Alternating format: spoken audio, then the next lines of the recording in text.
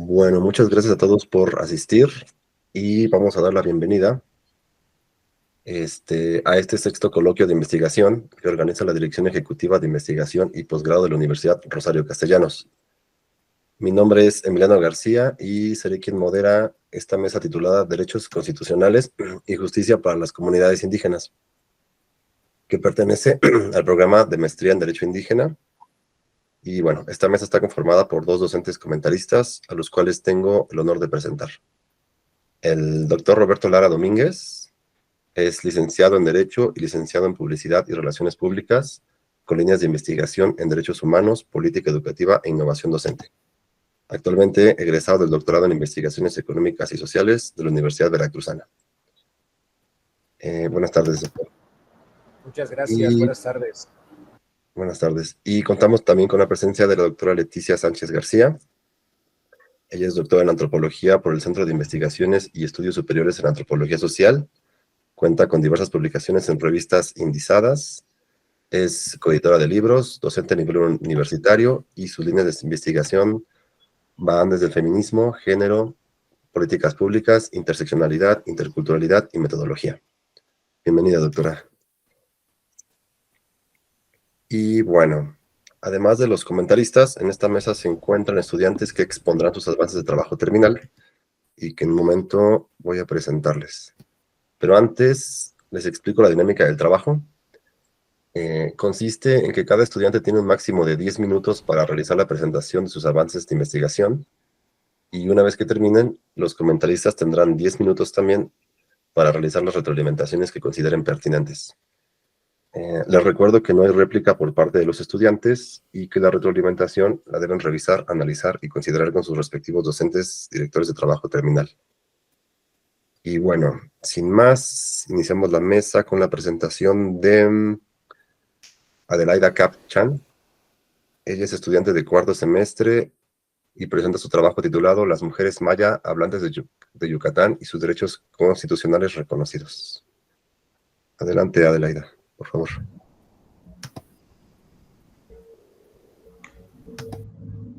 Sí, buenas tardes a todos. Comparto la presentación.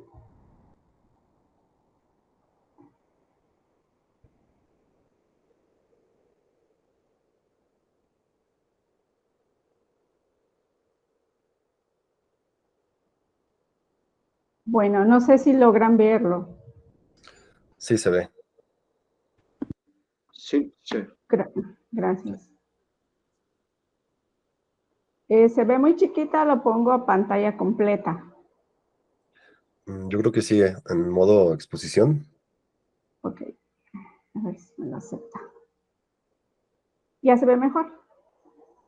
No, aún no cambia.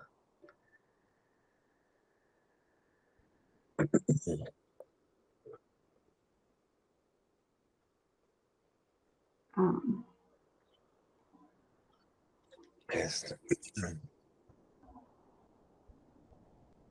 ¿Se sigue viendo la presentación o se salió?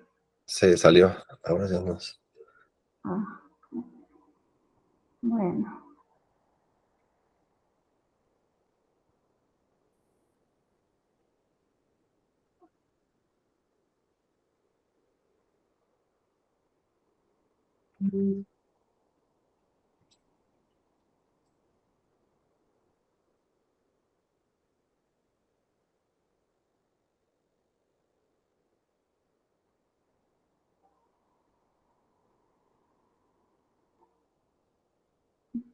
Bueno, ya la estoy compartiendo, pero no me permite ampliarla. Bueno, creo que se ve bien, ¿eh? ¿Se alcanza a leer? Si no, así está bien, ¿eh? ¿Sí se alcanza a ver bien? Sí. ¿Sí Bueno, se ve bien? Sí, se ve. Okay. Sí, se ve. Bueno, entonces mi tema de investigación es las mujeres mayablantes de Yucatán y sus derechos constitucionales reconocidos. ¿Cuál es el planteamiento del problema? Esta investigación surge a raíz a que pues yo trabajo en la Fiscalía General del Estado de Yucatán Y pues yo trabajo como perito intérprete de lengua maya y yo empecé a observar que en la fiscalía acuden un gran número de mujeres maya hablantes a interponer una denuncia. Y la mayoría de las denuncias que interponen las mujeres hablantes son por delitos de violencia familiar, de abuso sexual, de violación o por incumplimiento de obligación de asistencia familiar. Sin embargo, ¿qué se ha observado en todo esto? A que cuando le preguntamos a las mujeres, pues, ¿por qué no habían venido con anterioridad a interponer su denuncia? O porque a veces llegan demasiado golpeadas y estas, por cuestiones de violencia, por ejemplo, pues no es la primera vez que acuden. No es que no sea la primera vez que acuden, sino que no es la primera vez que les sucede, sino que ya han sido golpeadas en varias ocasiones. Sin embargo, cuando ya es muy reiterado, es cuando ellas vienen a denunciar. Y en el caso de, en violación y abuso sexual, igual, muchas de las veces son por los familiares o por alguien conocido, entonces tampoco vienen a denunciar hasta que se topan con alguien y que les explique que realmente eso que está sucediendo con ellas es un delito y que ellas tienen el derecho de interponer una denuncia. Entonces, cuando se les pregunta a estas mujeres si ellas conocen cuáles son sus derechos constitucionales, como el hecho de venir a interponer una denuncia, ellas comentan de que desconocían que ese era un derecho que tenían que ejercer. Y cuando se les pregunta también si conocen el procedimiento penal, ellas también comentan de que no saben nada sobre el procedimiento penal. Entonces, ¿qué es lo que sucede también en muchas de las ocasiones? Que pues ellas vienen, interponen la denuncia, pero más sin embargo, no le dan seguimiento a su carpeta de investigación. Ellas dan por hecho de que cuando interponen la denuncia, el Ministerio Público, por ende, va a darle seguimiento a esa carpeta de investigación, va a iniciar todo el proceso, va a realizar la investigación completa, pero en realidad no es así. Una vez interpuesta una denuncia, el denunciante tiene que darle seguimiento a esa carpeta de investigación, tiene que llamar cada determinado tiempo o tiene que venir a la fiscalía a investigar cómo está yendo su caso o qué paso sigue, qué etapa es la que sigue, si tiene que presentar pruebas, si tiene que presentar documentación, si tiene que presentar testigos, etcétera, etcétera, etcétera. Entonces, toda esta parte es la que las personas víctimas, ellas no saben. Y si llegan aquí a la fiscalía a interponer la denuncia es porque alguien las orientó o las asesoró. Entonces, este es el problema que nosotros hemos estado detectando. A raíz de esto, entonces, surge la siguiente pregunta de investigación. ¿Cuáles son los primeros obstáculos para que las mujeres maya hablantes no ejerzan sus derechos constitucionales reconocidos? Nosotros podemos pensar de que ¿cuáles son los obstáculos o los impedimentos? Tal vez podría ser la distancia, la falta de información.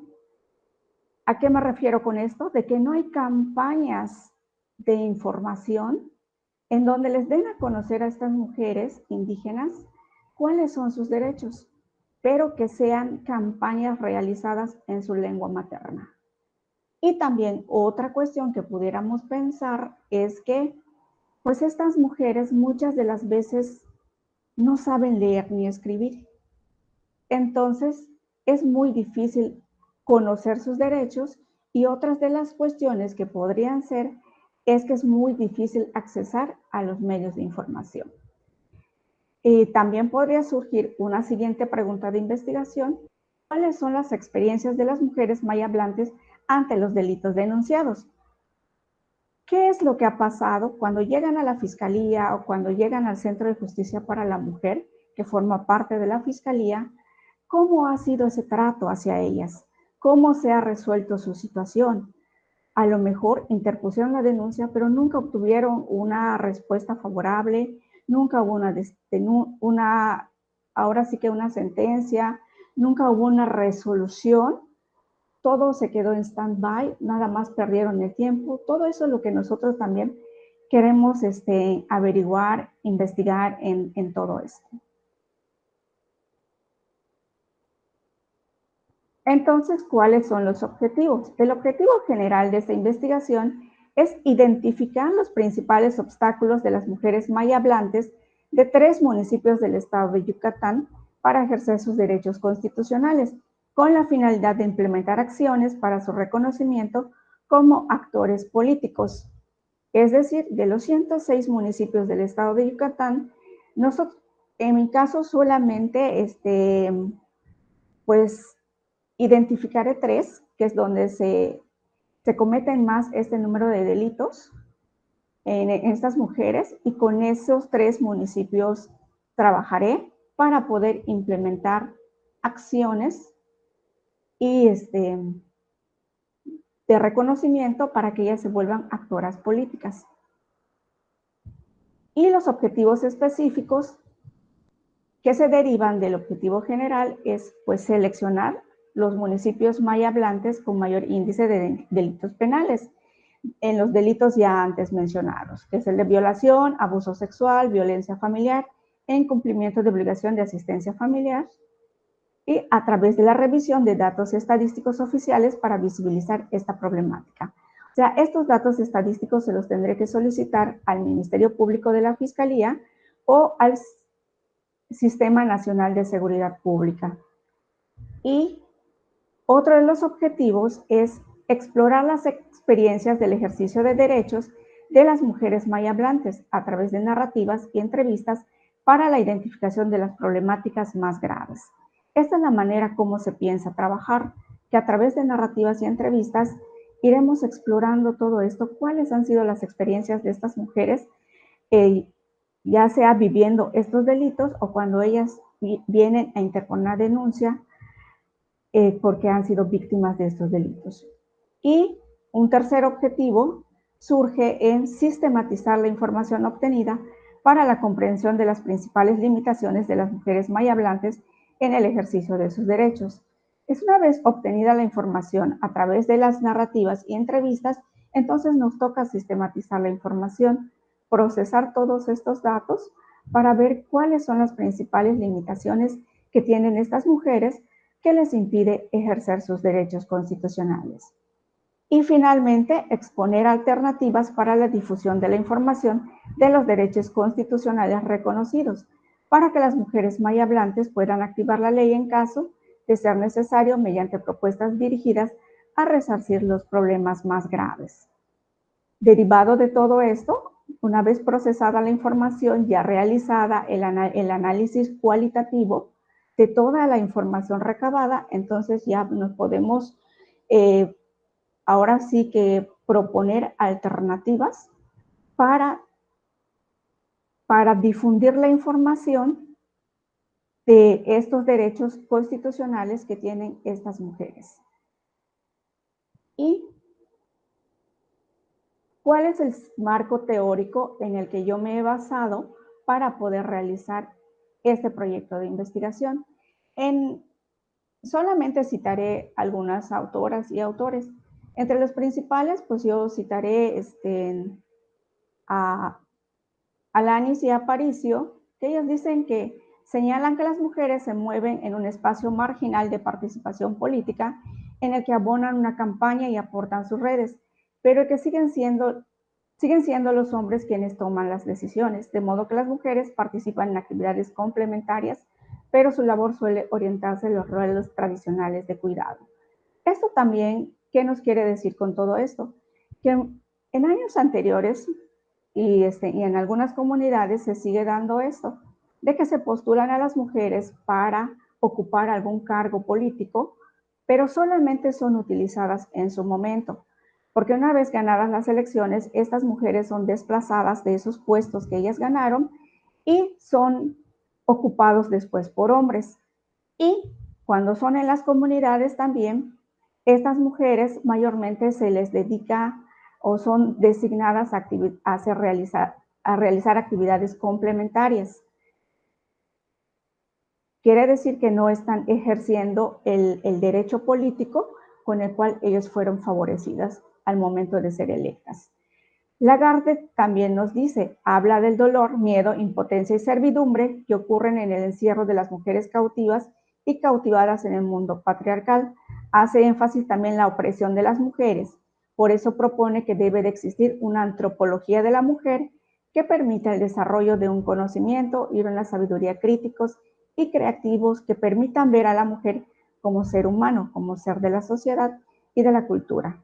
Es decir, un sujeto de derecho, que ya la mujer deje de estar bajo el dominio del patriarcado, que estas mujeres ya salgan de la opresión y por lo tanto debe de haber una antropología de la mujer que se aboque a estudiar específicamente todo esto que la mujer vive y sobre todo la mujer indígena. Herrera y Durkheim también nos señalan que las mujeres indígenas son víctimas de doble discriminación, uno por ser mujeres y por ser indígenas. Esta doble discriminación se manifiesta de diversas formas y se combina con las otras formas de violación a los derechos humanos que viven. Herrera y Durkheim, ellas dicen de que es muy difícil para una mujer indígena el poder sobresalir, porque sufre discriminación solamente por el hecho de ser mujer. Es muy difícil que llegue a un cargo público y si es indígena todavía esa dificultad se incrementa. Entonces, por eso ella dice, ella habla acerca de esto, de que terminan siendo sus derechos humanos violados por sufrir de esa doble discriminación. Elena Saola también nos indica que las mujeres indígenas se les juzga conforme a normas que no conocen y a una lengua que no es la suya. No es suficiente el tener acceso a un traductor, ya que ello no garantiza que comprendan las normas por las que se rige el procedimiento al que se las sujeta ni las consecuencias jurídicas de sus actos. A Saola nos habla un poco acerca de las mujeres que están en prisión, que muchas de las veces las mujeres indígenas que están en prisión nunca se les ha nombrado intérprete o están años allá y ni siquiera se les ha dictado una sentencia. A veces ni siquiera reciben visita de los familiares porque las cárceles en donde ellas están recluidas pues quedan muy lejos de la población de donde ellas son originarias. Entonces por eso Asaola nos habla también esa parte de la mujer que está en prisión.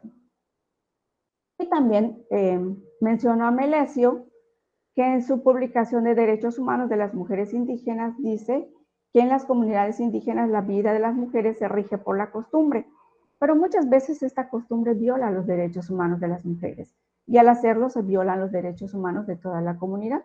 Por ello es importante identificar y combatir estos aspectos de la costumbre indígena.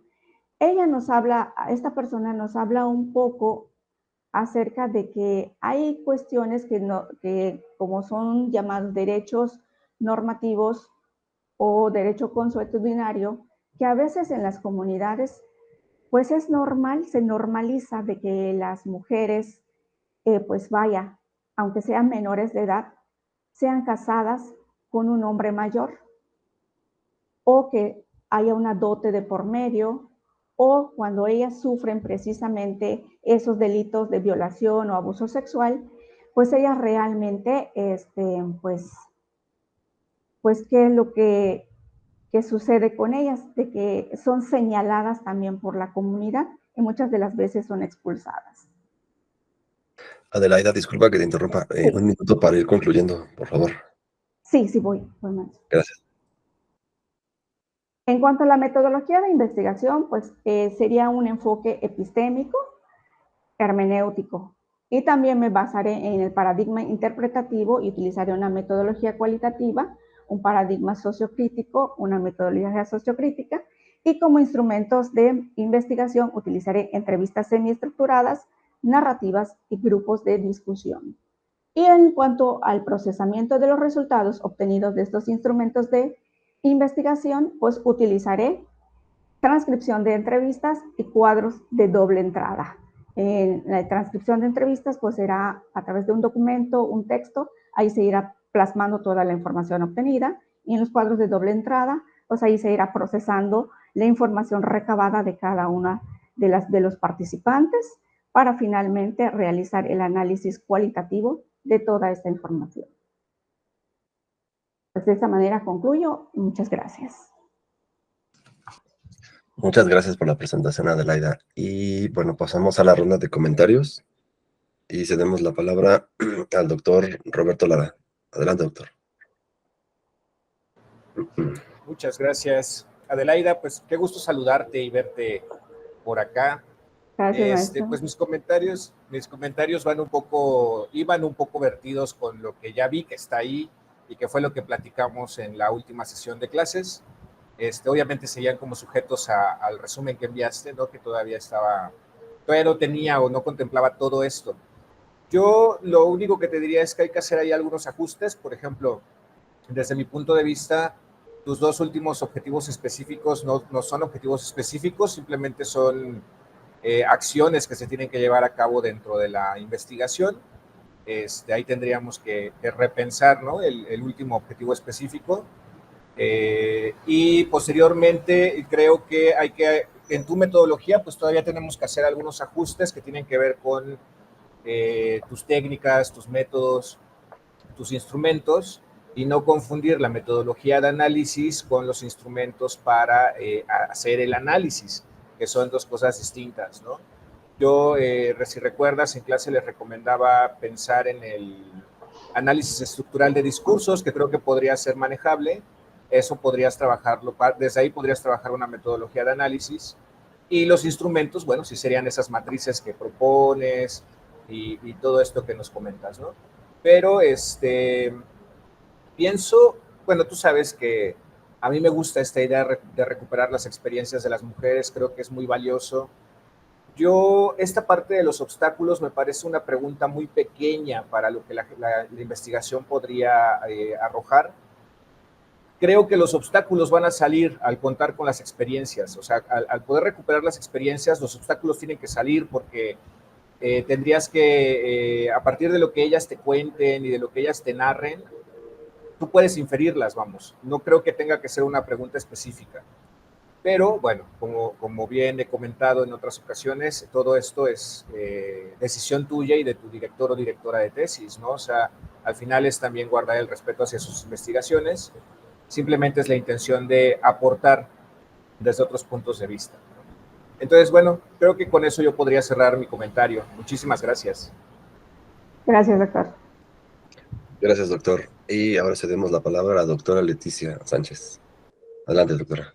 Muchas gracias. Bueno, pues mucho gusto, Adelaida. Bueno, pues felicitarte a ti, a tu directora, director, como por un tema que además de que es urgente y necesario, creo que nos va a dar muchas luces sobre, bueno, pues esta urgencia que hay porque las mujeres indígenas mayas, ¿no? Las mujeres mayas, además, pues reconozcan sus derechos para ejercerlos, ¿no? Entonces, en ese sentido, me parece que estamos como frente a un tema urgente. Y bueno, pues hay muchísimas cosas que yo podría dialogar contigo más allá del coloquio y que me puedo llevar todo el tiempo, ¿no? Porque llevo como mucho tiempo trabajando estos temas, pero bueno, voy a tratar de ser lo más específica. Bueno, pues nos hablas de que hay o sea, como que a partir de tu propia experiencia como perita, lo cual es una dimensión epistémica, ¿no? En la investigación, o sea, posicionarte tú también en la investigación, y que eso pues también te ha dado como una aproximación o un cierto privilegio, como Sandra Harding lo dice, ¿no? Respecto a conocer no solamente la información, sino como de primera mano pues todas estas experiencias de las cuales logras hacer un planteamiento del problema. Ahora, bueno, pues creo que hay varias dimensiones. Por ejemplo, nos hablas de los derechos constitucionales, pero más bien yo pienso que son derechos de género de las mujeres indígenas, ¿no? O sea, claro, porque cuando estuve buscando qué son esto de los derechos constitucionales me salió temas de tierra, temas de salud, temas, ¿no? Entonces, o sea, como que desde ahí como comenzar a acotar. Y también en los distintos delitos que manejas, que son violencia familiar, abuso sexual, violación y el incumplimiento de obligación de asistencia familiar. Híjole, pues cada uno, o sea, pese a que pasan por el procedimiento penal, son distintos, ¿no? Pienso, por ejemplo, en el abuso sexual, o sea, cómo si es como, o sea, el hecho, o hay víctimas que van y denuncian como años después, o que se denuncia como en el acto, ¿no? Entonces cada una tiene formas de intervención distintas. Y eso, o sea, yo pensaría como en este procedimiento penal, si se interviene de la misma manera en todos los delitos, que creo que, o sea lo menciono porque habla sobre estas experiencias que vas a recuperar, pero creo que con un delito se puede dar como para una tesis, ¿no? Y otra cosa que también mencionas es que las mujeres no conocen estos procedimientos penales. La verdad es que creo que si yo no estudiaría violencia, tampoco los conocería, ¿no? Porque tampoco nos toca, ¿no? En realidad es algo que no debería de existir. Pero bueno, o sea, justo como ponderar si es como la responsabilidad de las víctimas conocerla antes que pase, o simplemente saber que no se debe de pasar, ¿no? Y que creo que en muchas experiencias, más bien hasta que llegan a ese momento que el Estado puede prevenir, pues conocen como todo lo que implica este seguimiento de las carpetas de investigación y bueno, muchas hacen ellas sus propias investigaciones. Entonces, bueno, pues eso también como que, o sea, como para que tengas como un tratamiento un poco más fino. Y otro, hablas de actores políticos para que sean reconocidas como actores políticos. Híjole, pero ese término conceptualmente es muy amplio, ¿no? Y nos da incluso para pensar en términos de protesta y en términos como más de agencia, ¿no? Como en demanda de derechos, que no precisamente es de todas las víctimas, ¿no? Algunas sí se vuelven defensoras de derechos humanos, pero no sé si el concepto de sujetas de derechos, que por ejemplo plantea Marcela Lagarde, Patricia Castañeda, ¿no? O sea, que ellas sean sujetas de derechos en tanto los conocen y los ejercen. No sé si por ahí es como, o sea, que tiene una connotación distinta a ser actora, ¿no? Como este protagonismo que toman. Entonces, bueno, también coincido en eso de los objetivos. Eh, sí, hay tareas de investigación que es sistematizar. Me parece que hay que seguir haciendo como esta dimensión analítica, ¿no? Y la sistematización es más bien parte de tu metodología y es una actividad. Eh, y bueno, pues en marco teórico yo creo que o sea, Marcela Lagarde habla de las mujeres cautivas, pero ella también impulsó todo el tema de la Ley General de Acceso de las Mujeres a una Vida Libre de Violencia. Y en esos conceptos, por ejemplo, está el concepto de interculturalidad, enfoque diferencial especializado, interseccionalidad, ¿no? Que bueno, son como corpus teóricos como más densos, que están en la ley, ¿no? Y que además tienen, o sea, la ley es una traducción y que además tienen su propia base conceptual y teórica. Entonces creo que estaría muy rico también que le echaras un ojo, y si bien Herrera y Duhem hablan de la doble discriminación, muchas teóricas ya hablan de la triple discriminación, ¿no? Que es por ser mujeres, indígenas, pobres, ¿no? Y bueno, pues eso también nos lleva a pensar si todas son pobres, ¿no? Si todas como que viven 3 discriminaciones, 4 o más, ¿no? Entonces yo creo que ahí tienes más. Y bueno, pues en la metodología solamente cerrar con que quién va a ser tu universo de estudio, ¿no? Yo lo que te sugiero es de que te acerques a quienes deciden o toman decisiones en política pública, ¿no? Quienes brindan atención a las mujeres, ¿no? Principalmente esas experiencias, e ir haciendo como el contraste para que tengas esa riqueza en información. Y bueno, pues ya hasta ahí lo voy a dejar porque te digo que yo podría seguir, pero me parece que ahí esto es como lo más importante. Y pues muchas gracias, Adelaide. Gracias a usted, doctora. Muchas gracias, doctora. Seguimos con la participación de Abimelec. ¿Estás por aquí, Abimelec? No sé, ¿tenías algo de problemas con tu presentación? Sí, profesor, aquí estoy, ahorita voy a presentarla. Ok, bueno, Sí, después, mira, te presento mientras en lo que abres. Y bueno, Abimelec Romero Hurtado es estudiante de cuarto semestre y presenta su trabajo titulado Proyecto de Readaptación y Rehabilitación para Adolescentes Indígenas y Habitantes de la Ciudad en Centros de Internamiento. sí, así es, profesor, gracias. No sé si estoy empezando a compartir, no sé si se alcanza a ver, profesor, o... Habrá que vamos a dar un par de segundos. Sí, a ver.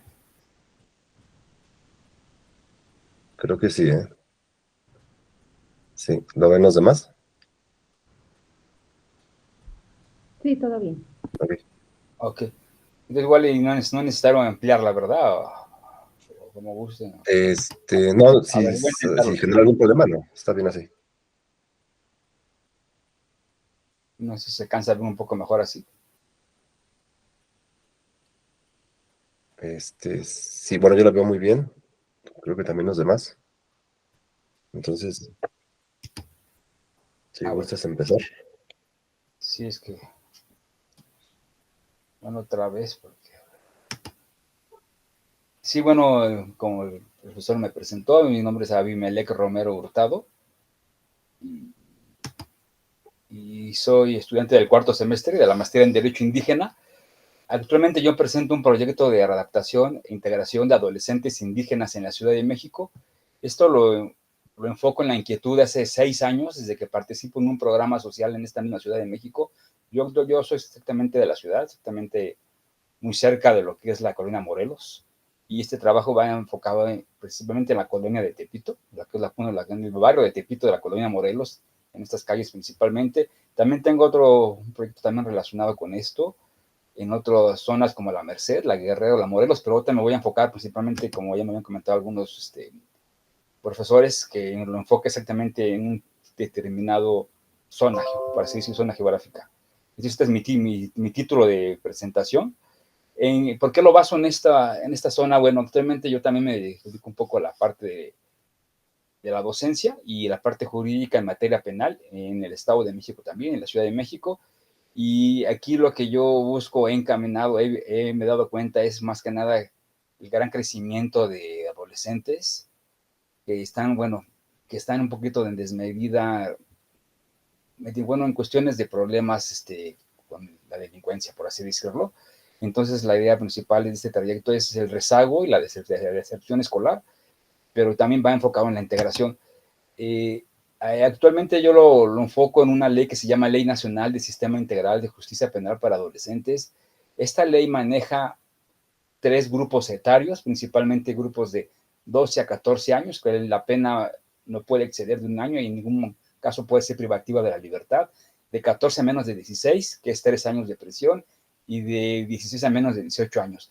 Actualmente el alto índice ha crecido en esta zona geográfica en la cual pues ya tengo muchos años de trabajar en esta parte, y esa es principalmente la preocupación que he encontrado, y sobre eso está haciendo lo que es en mi proyecto de trabajo.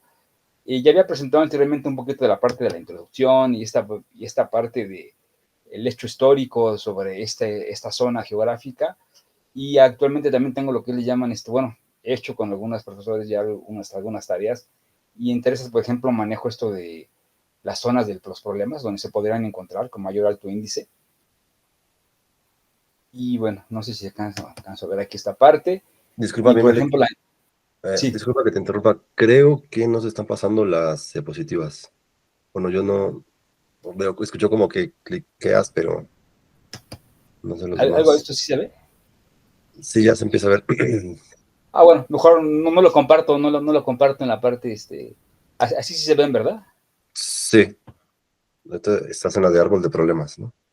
Ajá, bueno, la voy a regresar un poco, y aquí podemos ver también un poquito de los antecedentes de los adolescentes y adolescentes de los pueblos originarios. Comentando sobre esto de los adolescentes, ha habido muchas reformas, pero en alguna época, los 80, los 70, había estados en los cuales los adolescentes podían tener penas de prisión hasta de 20 años, dependiendo de la zona geográfica. Luego se modificó a 10.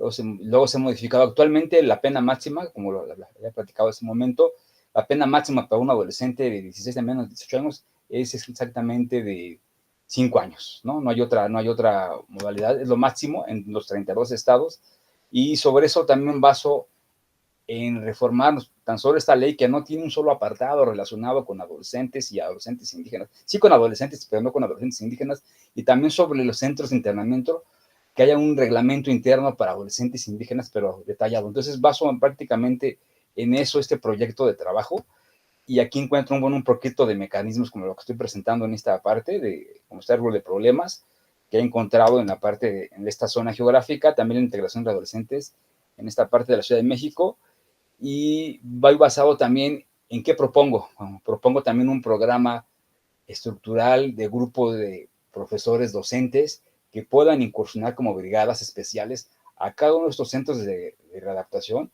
y también un poco con anexos, ¿no? Con lo que son la parte de anexos y hasta también como albergues. Por dar un dato nada más sobre los 125 municipios del Estado de México, hay uno solo que cuenta al día de hoy, que está en Sinacantepec, que se encuentra detallado como un centro de internamiento para poder darle cabida a todos estos adolescentes en el Estado de México. Esto repercute mucho en la Ciudad de México. No así en la Ciudad de México, si contamos con 5 centros. El más antiguo se encuentra en Coyoacán, tiene más de 100 años. Y actualmente, ¿cuántos adolescentes puede haber? Alrededor, no es tan alto, 70, 80 adolescentes, de esos cuales con cuestiones de rasgos o cuestiones indígenas podemos hablar de 60, 50, pero no hay como tal traductores, no hay como tal médicos especializados en su área. Y hablamos sobre, nuevamente regresándome a esa ley nacional de sistema integral, se habla de que si un adolescente, siendo adolescente, comete un delito, y aunque la pena o el proceso de pena dentro del centro de adaptación sea mayor de edad, por así comentarlo, él no puede integrar o puede pertenecer a un centro de adolescentes para personas adultas. Él tiene que seguir cubriendo en este caso, su proceso en un centro de adolescentes, y esto no hay hasta los espacios para que él pueda no contaminarse o contaminar con los adolescentes que tienen menores edades, ¿no? Por ejemplo, un poco como un detalle, ¿no? Y aquí, bueno, muestro nuevamente una tabla de los cuestiones, quiénes se encuentran involucrados. Bueno, pues la sociedad como tal, somos un poquito diferentes grupos, y yo lo enfoco más en adolescentes y yo estoy trabajando más es entre 10 y 14 años, lo que más he estado trabajando yo como tal, pero podemos ver en esta parte, nada más quería mostrar estas imágenes, los voy a mostrar un poco rápido porque sí son demasiado. Entonces, y aquí podemos encontrar también, bueno, hay algunos órganos, también hay tratados, hay convenios. Desde el principio también del siglo había varios convenios, pero nunca tienen ninguna fuerza como tal establecida en esta parte. Y bueno, también aquí manejo en esta escala rápidamente, quiero ver un poco sobre un presupuesto económico de cuánto podría ascender al mes realizando este trabajo con grupos. Hice una pequeña cotización, por así decirlo, en la cual, bueno, al final encontramos qué es lo que se requeriría. Pues áreas docentes en todas las disciplinas, desde pues la parte de psicólogos, terapeutas, abogados, sociólogos, y que pudieran entrar, pedagogos que pudieran entrar aquí en esta parte. Y aquí, bueno, con esta última hablo un mecanismo mensual, cuánto ascendería que se pudiera trabajar. Esto es para hablar de que en esta NEI, con la que también me enfoco, hablamos sobre adolescentes que están, que se dé un seguimiento antes, durante y después de que salgan de un centro de internamiento. Aquí nada más quiero mostrar unas imágenes. Esto fue en el 2019, cuando ya empezaba a trabajar en este proyecto. Esto fue en la zona de La Merced, aquí se llama la Casa de Cultura Manzanares, una de las casas más antiguas en esta ciudad, después de la brigada de Hernán Cortés. Y aquí, bueno, ya es en el mero centro de Tepito. Este es un programa que se llama Pilares, que se encuentra en el centro de Tepito, en la calle de Jesús Carranza. Y bueno, aquí estamos un poco trabajando con adolescentes, es más o menos el tipo de edades en las que estoy más o menos manejando. ¿Qué actividades realizo? Bueno, pedagógicas, un poquito también de enseñanza, de integración familiar, y también actividades hasta, de cierto punto, hasta deportivas. Y bueno, aquí nuevamente regreso un poquito a algunos temas relacionados con esta parte del proyecto de la adaptación de los adolescentes, y quería aquí nada más enfocar esta parte de... Y bueno, nuestro sistema jurídico sí necesita también realmente una reestructuración. Sí contamos con la Constitución, con los artículos principales, como el artículo 2 constitucional, pero no engloba como tal esta parte a detalle. Esta ley tiene 266 artículos, tiene 16 transitorios y habla también sobre el mecanismo, en este caso, de solución de controversias. Hay una estructura, una de las herramientas que se le llama suspensión condicional del proceso. Esto ocurre también en procesos para adultos, pero aquí, a diferencia de un proceso para adultos en el que hay un procedimiento abreviado, que es un juicio especial, que también entró a partir del 2016, donde se aplica una pena mínima menos un tercio para, en este caso, darle el beneficio máximo a un primo delincuente. En adolescentes no ocurre, no existe esa parte, se le llama suspensión condicional, en la cual la víctima, con este caso, con la persona que cometió la agresión, se arregló en un convenio y bueno, ya es un sistema garantista. Antes el famoso sistema tutelar, que la función del juez era como si fuera un padre para los adolescentes, es el que determinaba las cuestiones de las sanciones y las penas. Con ese sistema garantista que entra con el nuevo sistema acusatorio, y aquí hablamos de que ya tiene que haber una reflexión mayor para que tanto el adolescente que cometió el acto como la víctima entren en un convenio y en una razón más allá de que nada más sea, en este caso, la reparación del daño, y podría nuevamente volver a caer en ese mismo ámbito, ¿no? Entonces manejo esto y aquí manejo algunos artículos, bueno, que son incluso 10 de los 266, con una interpretación. Y aquí nuevamente es las propuestas que tengo, más o menos: prevención del consumo de adicciones, y esta es un poquito la parte de los temas que se podrían tratar en esa brigada especial con docentes en estas áreas subárgicas. No sé si por los tiempos todavía tenga tiempo, profesor, o todavía estoy... Un par de minutos, si quieres, para ir concluyendo. Muy bien. Y bueno, nada más quería presentar aquí unas gráficas como objetivos. Integrar a los adolescentes a programas de formación integrada bajo la vigilancia. Bueno, esta parte y algunas propuestas. Y quiero presentar unas gráficas de qué es lo que ocurre, qué tipo de delitos y cuál es el porcentaje que se ocurre. Por ejemplo, un robo a ausente es un 10%, lesiones, robo a ausente, y van en ese orden, ¿no? Daño a la propiedad. Ese es un poquito el rango que se comenta actualmente en la Ciudad de México, en estas zonas geográficas. Y otra gráfica que da buen número de menores en centros internados.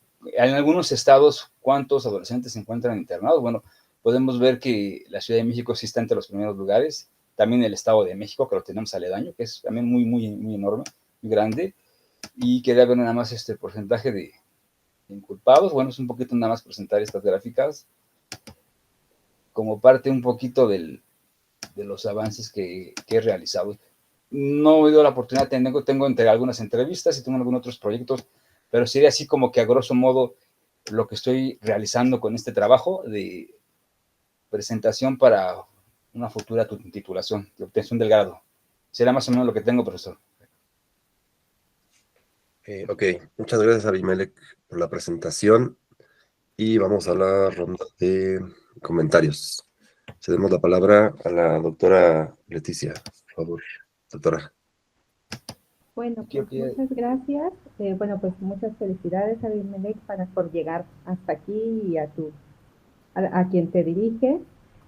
Bueno, pues me parece que es un tema que muchas veces, o sea, que necesitamos subir como a la agenda pública o visibilizarlo, ¿no? Porque sí, parece que muchas veces son invisibilizadas pues lo que pasa, no solamente lo que pasa, sino como los centros de internamiento, ¿no? Como autores como Goffman, ¿no? O la propia Judith Butler, dicen, ¿no? Que están como en estado de aflicción y entonces, bueno, pues toman como un lugar abierto en la sociedad. Eso me parece importante. Solamente tengo una duda. Bueno, tengo varias, ¿no? Pero una es que tu título se llama Readaptación y Rehabilitación para Adolescentes Indígenas y habitantes de la ciudad en centros de internamiento. Pero a lo largo de tu exposición, y principalmente porque me parece que hablas sobre los mijes, ¿no? Que los mijes, que es como... Bueno, sí, no, yo me estoy confundiendo. Sí, ¿no son los mijes? ¿Son los mijes? No, los adolescentes con los que estoy trabajando son adolescentes, bueno, es Triques y Mazaguas. Trique y Mazaguas son de la zona de la mera colonia de Tepito. Son los que Justo. más he encontrado, Nicole. Ok. Entonces yo me cuatrapié, pero justo a lo largo de tu exposición me parece que queda invisibilizada como esta perspectiva, ¿no? O sea, justo de los frikis, de los mazahuas, ¿no? Que, bueno, o sea, en términos conceptuales, ser indígena es, ¿no? Una cosa y ser triqui, ser mazahua tiene otra connotación distinta. Y a mí me llamaba mucho bueno, me llama la atención mucho tu proyecto, porque pues claro, o sea, hay una estructura legal que no contempla esas particularidades, ¿no? Y que homogeneiza pues a todas las adolescencias, ¿no? Incluidas a las niñas y a las adolescentes. Entonces, bueno, no, perdón, a las adolescentes. Entonces, eso sería como algo que creo que podrías fortalecer en tu investigación, como darle más visibilidad a esto que desde el título además nos, nos planteas. Y otra cosa, o sea, en tu objetivo nos hablas sobre, aquí la tengo, permíteme un segundo. En tu objetivo, integrar a las personas adolescentes a programas de formación integral. Pero no sé si con una tesis, si una tesis de maestría te alcance a integrar a las personas, ¿no? O lo que entiendo es de que también estás formulando algo de incidencia que tiene que ver con estos programas de formación integral. Entonces, bueno, en eso tener como más cuidado, ¿no? Porque creo que en términos de tesis, bueno, pues tiene que ver con que nos muestre tu habilidad metodológica, ¿no? Y en planteamiento de un problema de investigación y esta cuestión de construcción del conocimiento, que no es tanto esta dimensión como integrar, ¿no? O sea, con una tesis creo que no, o sea, pero puedes contribuir con una propuesta de programa de formación. Y en otro sentido, igual, o sea, los temas que mencionas, prevención del consumo de adicciones, comunicación asertiva, no violencia, o sea, me parecen que son varias temáticas que tienes mapeadas, pero que justo, ¿no? O sea, ¿dónde está esta especificidad de las poblaciones mazahuas y triquis? En eso, ¿no? O sea, me parece que son temas como generales y justo eso me queda. Y también otra duda respecto a tu periodo de estudio, porque hablas de estas experiencias que has tenido de intervención, pero entonces cuando vayas a campo vas a recuperar, o sea, vas a recuperar esa experiencia, ¿cómo la vas a recuperar? Porque también tiene una metodología, ¿no? Cuando se plantea una metodología es porque te vas a ir a campo durante ese periodo, entonces si vas a retomar eso, ¿cómo lo piensas retomar, no? Y bueno, pues creo que hasta ahí, sí, hasta ahí la dejaría, ¿no? Como con mis comentarios y pues felicitarlos, ¿no? Muy bien. Gracias. Gracias por los comentarios, doctora, y cedemos la palabra al doctor Roberto Lara. Adelante, doctor. Muchas gracias, Abimelec. El tema que nos presentas es súper interesantísimo. Creo que tienes ahí oro, vamos, ¿no? O sea, hay un espacio, un vacío de conocimiento que ha sido muy poco explorado, que también muy poca gente se atreve, y no digo que sea porque se trate como de un tema escabroso, sino más bien porque no es de fácil acceso, se requiere de tener dominios, ¿no? De conocer a las poblaciones, o sea, es complejo, vamos, ¿no? Sin embargo, Abimelec, desde mi punto de vista, además de que concuerdo con todo lo que te dijo la doctora Leticia, yo lo que sumaría es que lo que nos presentas realmente no tiene una estructura de un proyecto de investigación, o sea, aparece como un proyecto de intervención. Ahora, yo lo que veo es que hay muchas cosas y esas muchas cosas difícilmente se podrían llevar a cabo en el tiempo que a ti te queda para poderte titular por trabajo de tesis.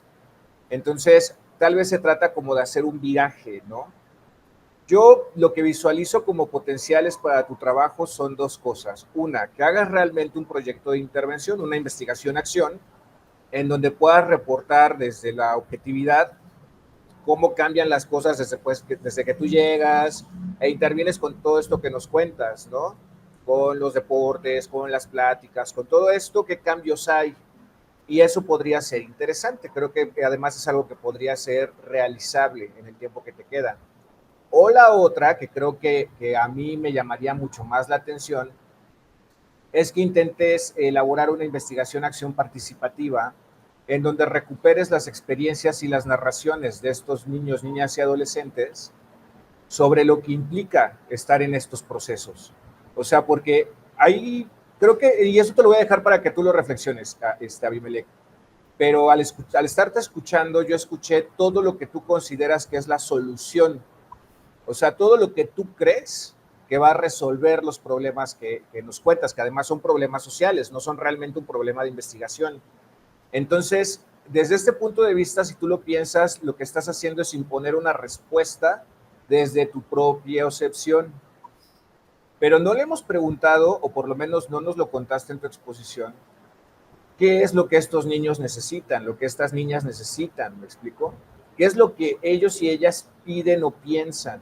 Y eso creo que sería valiosísimo para poder impulsar transformaciones en política de seguridad, en política de prevención del delito, en política de reinserción, en política de rehabilitación. Pero ¿por qué no les preguntamos a ellos y a ellas? Creo que eso te lo puede dar una investigación-acción participativa. Si tienes acceso al centro, puedes llevar a cabo ahí una recuperación de narraciones, de narrativas, de experiencias, de emociones, de afectividades, que serían súper enriquecedoras. O la otra es, pon en práctica esto que tú dices, que resuelve el problema, y vemos si realmente lo resuelve, ¿no? Y entonces esa también sería una investigación-acción. Lo que sí creo, Abimelec, es que, y lo digo con total honestidad y sin afán de ser negativo, pero creo que te hace falta un trabajo fuerte metodológico y que es algo que necesitas platicar con urgencia con tu director o directora, porque si no, el tiempo te está comiendo y puede llegar a ser pues problemático para ti conforme más vayas avanzando, ¿no? Entonces, eso sería lo que yo podría comentarte, Abimelec. Gracias. Muchas gracias. Bien, muchas gracias por los comentarios y por la presentación. Y ahora vamos con la exposición de Sandra Báez. Ella es estudiante de cuarto semestre y presenta su trabajo titulado La transversalización de la interculturalidad como criterio en la educación. Adelante, Sandra, por favor.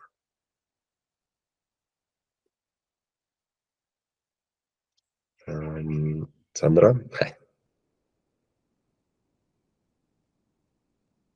No sé si anda por acá.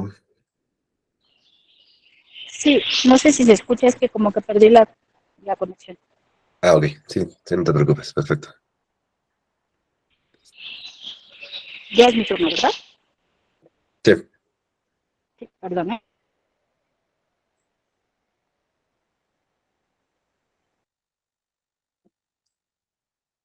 Estoy tratando de compartir la pantalla, permítanme un segundo.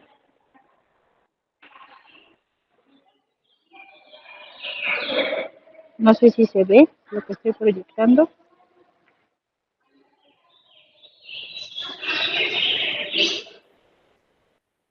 Bueno. sí, es desde un teléfono, ¿verdad? Estás, Sí, no se ve, ¿verdad? no,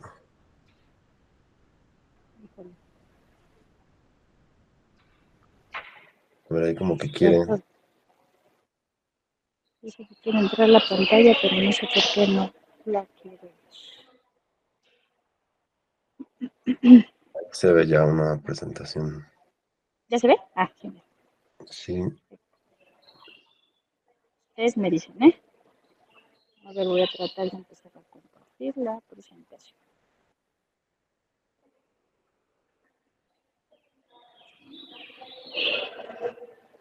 Bien.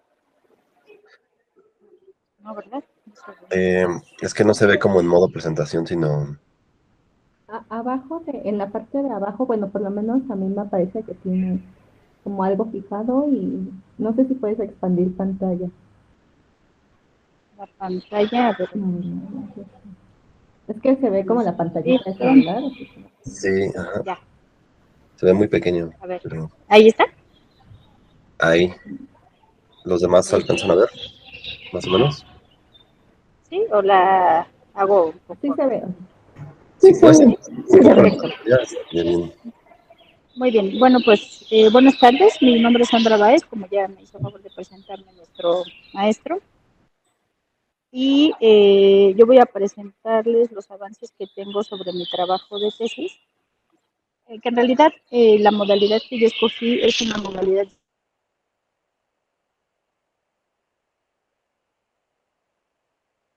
de informe Está como profesional. cargando la presentación. Ya no se ve, ¿verdad? No, Está como cargándola. A ver, otra vez. Perdón, fallas técnicas. Y eso que lo practiqué muchas veces. Bueno, como verán aquí en el título, mi trabajo lo estoy enfocando a un informe profesional titulado El Derecho Humano a la Educación Superior bajo el criterio de interculturalidad en México. Voy a avanzar a la siguiente pantalla. Mi trabajo tiene su origen precisamente en una labor que he realizado en la Secretaría de Educación Pública, precisamente la Subsecretaría de Educación Superior, desde la cual me ha tocado vivir algunos procesos normativos que inciden en este tema de interculturalidad. Lo que vemos en esta pantalla es un poco un resumen de lo que era este tema antes de la nueva Ley General de Educación y al amparo de la Constitución antes de una reforma que ocurrió en 2019. Cuando se da esta reforma en 2019, la interculturalidad se eleva en la Constitución a un criterio que debe de ser transversal a toda la educación, no solo a la superior, sino a los tres niveles, pero en este caso, bueno, yo me estaría enfocando a lo que es educación superior. Antes de esta reforma, si bien existían intentos de generar estrategias y políticas públicas enfocadas a promover el tema de interculturalidad a través de universidades interculturales, lo cierto es que la forma en que éstas se creaban era muy diferente a cómo se está haciendo al amparo de esta reforma. Bien, en la siguiente lámina podemos ver que a partir del 15 de mayo del 2019 se publica este decreto por el que se reforman diversas disposiciones de la Constitución, donde, como les comento, pues uno de los criterios que en adelante orienta la educación, toda la educación, es el de ser intercultural. Con base en esto, tanto el Plan Nacional de Desarrollo como el Programa Sectorial de Educación y el actual Programa Nacional de Educación Superior establecen diferentes líneas de acción enfocadas a promover la interculturalidad a través de el respeto a nuestras comunidades y su participación en los procesos de creación de las instituciones. Con base en esto, mi planteamiento inicia con esta pregunta de la lámina que se ve al final, que es precisamente cómo contar con universidades interculturales eh, en las cuales se garantice que la educación superior se rige bajo el criterio de interculturalidad. En el coloquio anterior, tuve oportunidad de participar en el cuarto, hice este planteamiento y uno de los comentarios de nuestros retroalimentadores fue que todavía estaba como muy amplio el objetivo del informe, o sea, no, que me comentaron y me sugirieron irlo acotando a por qué la interculturalidad o a qué comunidad o a qué caso de estudio concreto para poder identificar cambios normativos y procesos y demás. Entonces, yo traté de ligar, además del tema de interculturalidad, otro derecho de las comunidades, que es justamente el derecho a la consulta. Entonces, esta pregunta detonadora, que es cómo contar con universidades interculturales que garanticen que la educación superior se deja bajo el criterio de interculturalidad, y en la elaboración de este informe, con todos los elementos documentales que hemos podido acopiar para elaborarlo, me he dado cuenta que precisamente la diferencia entre los procesos de creación de instituciones antes del 2019 y los que surgen posterior a esta fecha con la reforma de la Constitución, tienen su cambio radical en este derecho a la consulta. Aquí, como podemos ver, ahí hago un breve resumen de lo que eran las instituciones interculturales en cuanto a su objeto antes del 2019 y cómo lo son después del 19. En, en esta lámina lo que les muestro es precisamente que se van a tomar en este informe profesional, ya tratando de acotar un poco el campo de estudio, tres casos, ¿no? Un caso que es la Universidad Intercultural de Puebla. Esta universidad se crea en 2006 al amparo de normas vigentes antes del 2019, y la diferencia de esta con las que siguen para poderlas ejemplificar son que la creación obedece a un pacto entre dos órdenes de gobierno local federal, que no necesariamente consulta a la comunidad para ver qué tipo de institución requiere, dónde la requiere, con qué perfil, qué tipos de planes deben impartirse y demás. Solamente se crea como un tema de política pública orientada mucho a cumplir objetivos de cobertura de aquellos años. En el caso de la Universidad Intercultural de Jalisco, que es nuestro segundo caso, es la Huijarica, que precisamente se está trabajando en esta administración para su creación. Ya hay un decreto, ya hay un convenio y demás. Vamos a ver que este es uno de los casos donde se parte en primer lugar de una consulta o de un diagnóstico comunitario para poder delinear no solamente el perfil de la institución, sino la forma en la que tanto gobierno federal como local se organizan para apoyar a esa institución, tanto financieramente como académicamente. Entonces, bueno, eso es un cambio radical, porque además, pues la institución, la comunidad se vinculan entre ellos y la comunidad participa a través de órganos colegiados que están incluso previstos en los decretos, en las leyes de creación de estas instituciones, para opinar sobre temas que tienen que ver con el desarrollo de la institución, para opinar sobre planes y programas, que en ese sentido se retoman muchos de los saberes de estas comunidades, muchas tradiciones, mucho de todos estos procesos que las comunidades tienen para ofrecer y que se retoman en esta nueva visión. El tercer caso es un caso donde, bueno, ya tenemos aquí dos situaciones temporales, ¿no? Una antes, bajo otras políticas, dos durante, y la tercera es precisamente considerar y explicar que el criterio que orienta la educación no solamente es para crear instituciones, digamos, ad hoc para las comunidades, como lo son las interculturales, así nacieron, ¿no? Para atender comunidades específicas, sino transversalizar el criterio de interculturalidad a toda la educación superior. Es decir, que todas las instituciones tengan un enfoque bajo interculturalidad para poder recibir a todos los estudiantes y para tener una vinculación directa con sus comunidades. En este caso tenemos una que sería el caso de una institución que nace de otro subsistema, que no necesariamente es intercultural, sino una universidad tecnológica, y que poco a poco en su creación se fue configurando una mezcla, ¿no? Una asimilación entre un subsistema tecnológico y un perfil abocado a la interculturalidad. Este caso es el caso de la Afrouniversidad. Entonces, mi informe profesional precisamente se abocaría a eso, a dar cuenta de estos tres casos, enfatizando en cada uno de ellos la diferencia que marca hacer una consulta, un diagnóstico comunitario, su participación en el proceso de creación de las instituciones de educación superior. Aquí está una justificación para hacer este trabajo. Se considera indispensable impulsar acciones y políticas que materialicen la interculturalidad como criterio de la educación superior, es decir, sin distinguir entre subsistemas y tipos de instituciones. Dicho de otro modo, se debe avanzar en que los servicios educativos de educación superior, pero también de cualquier otro tipo, existentes y adicionales a los establecidos por antonomasia para comunidades indígenas, como mencioné, justamente son los de universidades interculturales, puedan transversalizar la interculturalidad como criterio aplicable a la educación. De no hacerlo, se corre el riesgo de que, lejos de convertirse en un criterio transversal, la educación intercultural se genere como una medida de educación restringida para ciertos grupos, ¿no? Mi objetivo general al elaborar este informe es dar cuenta de estos procesos y avances, pero también de generar propuestas para facilitar este proceso de transversalizar la educación intercultural a otros subsistemas, ¿no? Como les comento, bueno, abordar este caso, pero cada institución de educación superior pues tiene sus procesos distintos.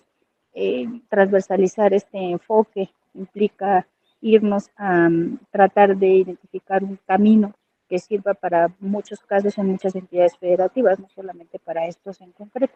Entonces, un propósito de este informe, uno de los resultados que espero obtener como conclusiones es identificar este proceso a seguir los retos que tiene la administración que viene, como para facilitar esta transición y este proceso con el objetivo de que en verdad este criterio se pueda transversalizar en un futuro no lejano a toda la educación superior.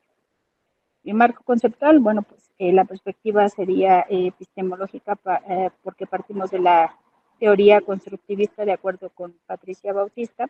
El término constructivismo se refiere a un enfoque no convencional hacia el problema de conocimiento y hacia el hecho de conocer. Se inicia en la presunción de que el conocimiento, sin importar cómo se defina, está en la mente de las personas y que el sujeto cognoscente no tiene otra alternativa que construir lo que conoce sobre la base de su experiencia. El conocimiento, entonces, es construido a partir de las experiencias individuales, aunque también existe el conocimiento colectivo que se ubica en los grupos culturales. Con esta forma de entender la realidad, se observa que todos los tipos de experiencias son esencialmente subjetivos. Bien, mis metodologías, pues como ya lo mencioné un poco, voy a recurrir mucho a métodos que son de investigación documental, sociohistórica, determinación de acciones y de problematización. Bien, pues ese es el planteamiento del informe profesional. Muchas gracias. Bien, muchas gracias por la presentación, Sandra. Y pasamos a la ronda de comentarios. Cedemos la palabra al doctor Roberto Lara. Adelante, doctor. Muchas gracias. Sandra, me gusta mucho tu trabajo porque además toca los temas que a mí me gustan trabajar. Y creo que es muy interesante pensar en la interculturalidad desde el derecho, ¿no? Como criterio orientador, como bien dices, en el artículo 3 de la reforma del 19, pues pareciera, ¿no? Y de repente podríamos presumir que ha quedado ahí como olvidado. Sin embargo, pues sí ha sido justo eso, un criterio orientador de las acciones de las universidades o de la educación superior.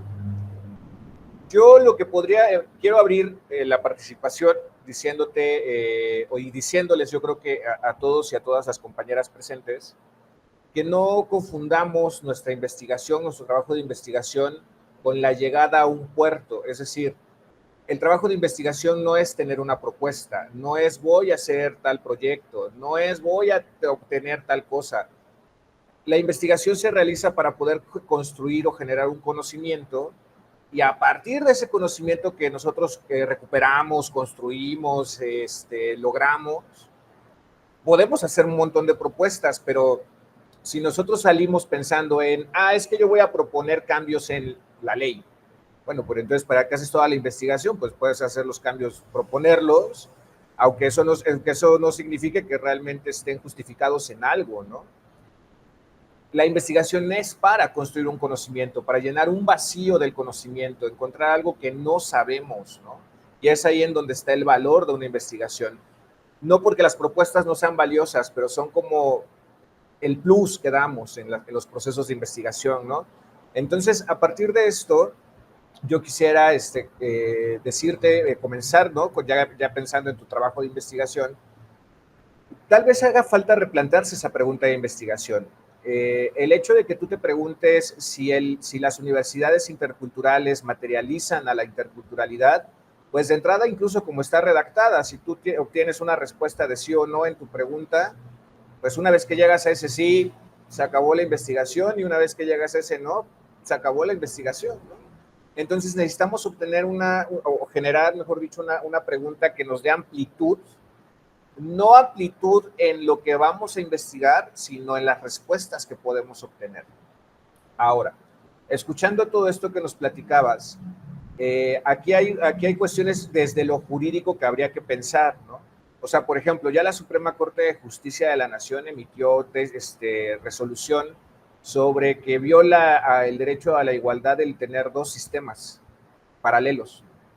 Entonces, evidentemente esto además también lesiona el principio de progresividad del derecho humano. Entonces, por ejemplo, si yo tengo un sistema de educación especial y un sistema de educación regular, o un sistema de educación intercultural y un sistema de educación regular, ya está determinado por la Suprema que es violatorio al derecho humano a la educación y del derecho a la igualdad, ¿no? Porque se supone que todo esto, como bien nos decías, debería estar puesto ahí tal vez no transversalizados, sino tal cual lo dice la Constitución, orientando el actuar de las instituciones. Ahora, tal vez yo lo que sí me preguntaría, y que es una duda que me surge después de estar escuchando tu participación, es cómo implementan las distintas universidades este criterio orientador. Porque, por ejemplo, cuando nos dices de tu seguimiento de casos, nos hablas de tu seguimiento de casos, tú planteas a 3 universidades interculturales, que podría decirse que damos por sentado que sí están aplicando este criterio, porque además están creadas bajo este modelo epistémico, están creando su sistema de organización, su modelo de gestión, su modelo pedagógico, no solamente están transversalizados, ¿no? Sino que realmente están sujetos completamente a este criterio. Pero, ¿cómo lo hace una universidad pública, por ejemplo? ¿O cómo lo hace una universidad tecnológica? ¿O cómo lo hace, no sé, o sea, una universidad intercultural de una universidad pública, ¿no? No perteneciente al sistema de la Secretaría de Educación Pública, vamos. Porque tenemos diferentes órdenes, ¿no? En la educación superior en México. Entonces, eso sí me lo preguntaría, ¿cómo lo están haciendo las distintas universidades? Con la intención de poder diversificar y comparar, ¿no? Otra cosa que tal vez podríamos preguntarnos es, ¿cuáles son las acciones de la universidad intercultural para permear en otros escenarios de la educación pública, ¿no? Eso también creo que podría ser una pregunta interesante. Ahora, pienso que ahí tienes una metodología que sigue estando todavía muy genérica. ¿Qué vas a hacer? O sea, por ejemplo, si nos dices, voy a trabajar metodología documental, ok, para determinar acciones, resultados, y se me está olvidando la tercera. Pero, ¿cuál va a ser tu corpus? ¿Qué vas a revisar? ¿Qué documentos son los que vas a analizar, ¿no? Eso no nos lo dices. Por ejemplo, a mí me parecería muy interesante comprender cómo el poder legislativo problematiza la interculturalidad, analizar esos discursos oficiales, por qué aparece la interculturalidad, desde cuándo, realmente aparece con la reforma del 2019, es algo que también podríamos preguntarle a estos discursos oficiales, estatales, ¿no? Específicamente del Poder Legislativo, acerca de cómo ha sido delineada esta norma y por qué. Y para eso pues están los dictámenes de las comisiones de puntos constitucionales, que justo lo que hacen es registrar todos estos discursos, ¿no? Que se dan en los debates parlamentarios, que nos permiten dar cuenta de cómo se problematizan estos temas dentro del derecho a la educación. Entonces, bueno, creo que todavía tienes, creo que los comentarios que nos decías que te hacían en el coloquio anterior no tienen tanto que ver con en qué universidad, sino que tienen que ver con que todavía tienes muchas vías, ¿no? Dentro de esto que nos planteas, y que tal vez tiene que ver con que realmente qué es lo que no sabes y que quieres conocer. Entonces, creo que todavía te falta un poquito de reflexión en ese sentido, pero el tema no solamente es realizable, o creo que pues, se puede aterrizar muy bien, sino que además sería un aporte muy interesante para el derecho a la educación, que además, a decir, es uno de los menos explorados. La misma Suprema solamente tiene 10 resoluciones con el derecho a la educación al centro, entonces sí, creo que sería un aporte magnífico para todo este conjunto de conocimientos dentro de este derecho humano en específico, ¿no? Es lo que yo podría decir, Sandra. Muchas gracias. Gracias. Gracias por los comentarios, doctor. Y cedemos la palabra a la doctora Leticia. Adelante, doctora. Muchas gracias. Bueno, Sandra, pues qué gusto comentarles. Bueno, pues felicito todo el trabajo y el esfuerzo que han hecho tú y la persona que te dirige.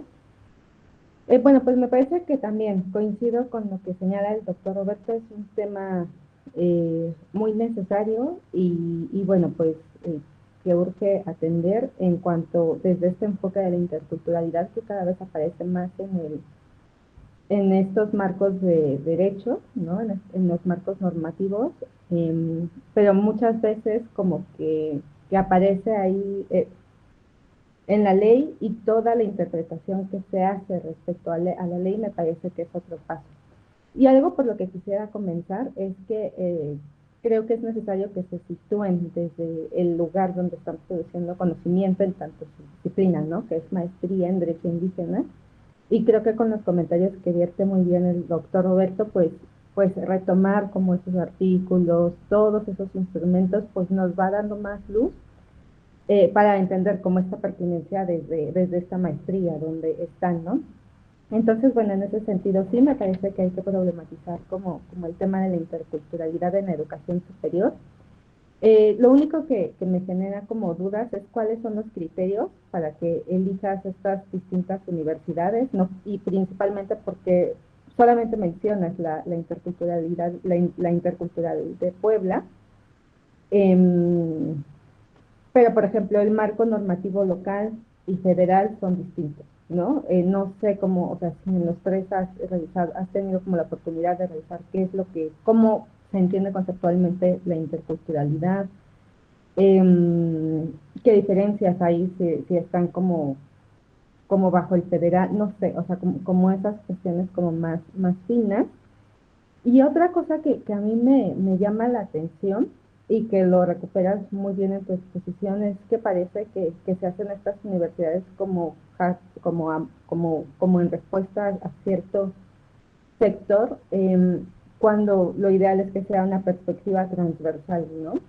Pero en esta perspectiva transversal, pues nos hablas de las personas afro, ¿no? De las personas indígenas. Entonces, a mí me genera muchas dudas. Entonces, eh, que ya como para hacer el corte, o sea, creo que en términos normativos, ¿qué es lo que se está entendiendo por interculturalidad? Y para futuras investigaciones, ¿qué es lo que se entiende con este tema de la transversalización, ¿no? Que una cosa es el marco normativo y otra cosa ya es cuando llega a los docentes, a las y los docentes, al alumnado, ¿no? A todo el personal que es como otra dimensión, ¿no? Como hacer este paso de la norma como a la implementación, pero bueno, esto no es tu tema de tesis, sin embargo, cuando hablas de transversalizar, solamente como tener cuidado con los cortes analíticos para que no te vayas a otras cosas, a otros temas, ¿no? Y bueno, pues en cuestiones metodológicas coincido completamente con el doctor Roberto, o sea, nos hablas como de que vas a hacer investigación documental y demás, pero, o sea, ¿qué documentos normativos? O sea, por ejemplo, las versiones estenográficas a mí me han resultado pues como una materia bien importante, porque la ley, ¿no? Por un lado sí está como toda esta interpretación jurídica, pero todo lo que esconde en términos de relaciones de poder, y hay muchísimas autoras y autores que hablan de eso, pues también va dando como un eje a la discusión que influye en la forma en cómo llega como a la norma, ¿no? Y cómo esa norma, bueno, pues después es interpretada de múltiples maneras. Entonces creo que, y sobre todo qué, ¿no? O sea, sí vas a revisar, hacer esta revisión documental, pero ¿qué vas a revisar en esos documentos, ¿no? O sea, o sea, tienes como una definición desde la interculturalidad en los distintos niveles, o sea, ¿cómo vas a ir, o sea, cuál es tu metodología de análisis, ¿no? ¿Qué es lo que vas a ir buscando comprender en estos documentos bueno, pues son parte de tus insumos? Y bueno, pues hasta ahí lo dejaría. Muchas felicidades, Sandra. Muchas gracias. Bien, muchas gracias por los comentarios a los doctores. Y a continuación pasamos con la presentación de Jaime Olivares Anaya. Él es estudiante de segundo semestre y presenta su trabajo titulado La desigualdad social como situación de vulnerabilidad de ser pueblo indígena migrante, los Mijes en la Ciudad de México. Adelante, Jaime, por favor. Gracias.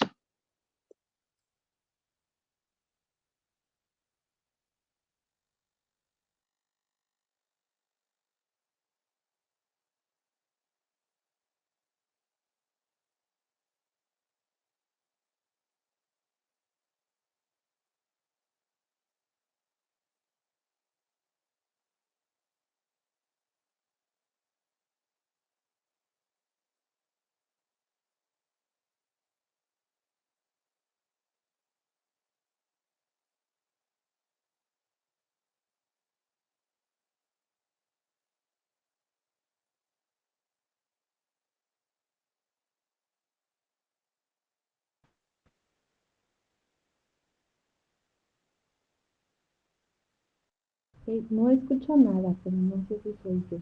Sí, no sé si ya empezaste. Creo que tienes el micro desactivado, Jaime. Sí, tengo unos problemas, ahorita ya vuelvo a compartir otra vez, por favor.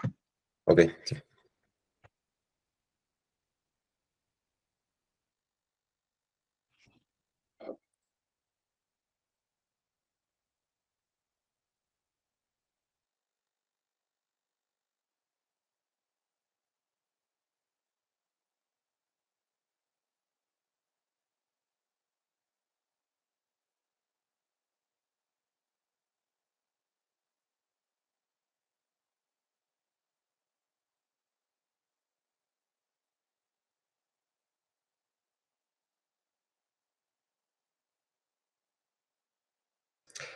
Sí, gracias. Perdón por atrasarme. Mi tema original era eh, era, tenía otros aspectos, pero conforme voy cursando, vamos encontrando cosas nuevas y hemos hecho modificaciones. Pero sí, ya con la directora de tesis ya me dijo que prácticamente ya tenemos que delimitar más porque ya por el tiempo. Ahorita voy apenas en segundo, pero dice prácticamente los otros semestres se van a ir muy rápidos. Entonces, es que no me deja cambiar de diapositiva. Permítanme un momento, por favor.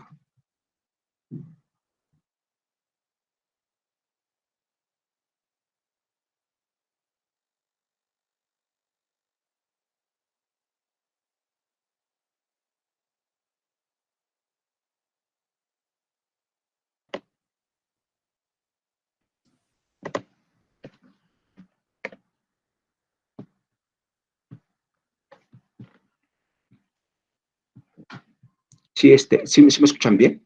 Sí, sí se Sí, escucha. entonces les comentaba, el título que yo tenía anteriormente era La desigualdad social como situación de vulnerabilidad de ser pueblo indígena migrante, los mixes en la Ciudad de México. Entonces, con la directora de tesis me decía, hay que delimitarlo más porque si no, no nos va a dar tiempo. Si hablamos así de la situación de vulnerabilidad, pueden ser muchos aspectos, como puede ser la educación, la salud, la vivienda, el empleo. Entonces, dice, hay que delimitarlo. Entonces, ya delimitando lo que sería en este caso el título, queda de la siguiente manera, que es la desigualdad social como situación de vulnerabilidad de ser pueblo y comunidad indígena migrante y el acceso a la educación básica de los mixes en la Ciudad de México. Este ya sería como tal el título delimitado.